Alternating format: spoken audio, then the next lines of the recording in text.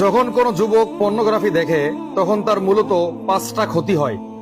এমন 5টা ক্ষতি, যে 5টা ক্ষতি তাকে মৃত্যু পর্যন্ত এই দুনিয়ার মধ্যে ভোগ করতে হয়। সে কোনো জায়গায় গিয়ে শান্তি পায় না, তার অস্থিরতায় দিন কাটে এবং সে পাগলের মতো হয়ে যায়। তো আজকে আমরা আলোচনা করব এই 5টা ক্ষতি আসলে কি, কোন 5টা ক্ষতি যুবকদের হচ্ছে।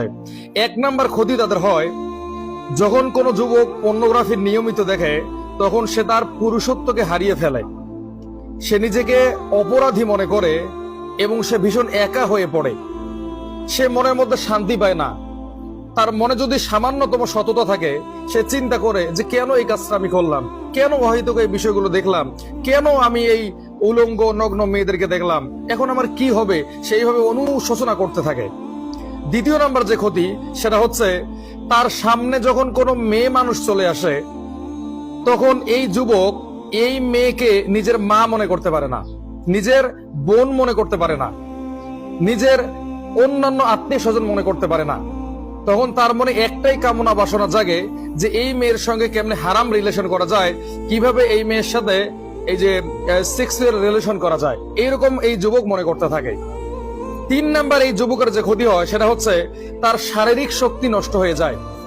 সে অল্প একটু কাজ করতেই দুর্বল হয়ে পড়ে।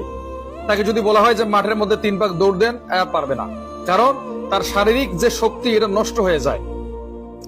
সে নিজের যে একটা ব্যক্তিত্ব আছে, নিজের যে একটা পুরুষত্ব আছে, একটা যে গায়রত আছে, এটাকে হারিয়ে ফেলে। মাথা ব্যথা হয়, চোখের মধ্যে ঝাপসা দেখে, খাওয়ার মধ্যে রুচি থাকে না, এরকম নানান ধরনের সমস্যা কিন্তু এই যুবকের হয়।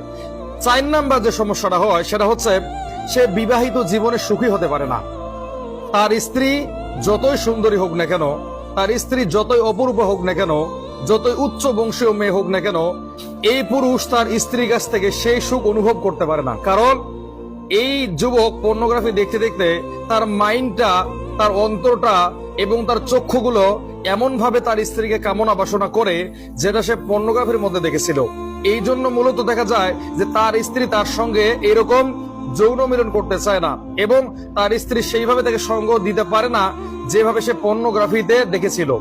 মূলত এই কারণে পরে কি হয়, সংসারের মধ্যে অশান্তি হয়, বিচ্ছেদ ঘটে, মারপিট হয়, এরকম নানান ধরনের ক্ষতি কিন্তু এই যুবকের হয়।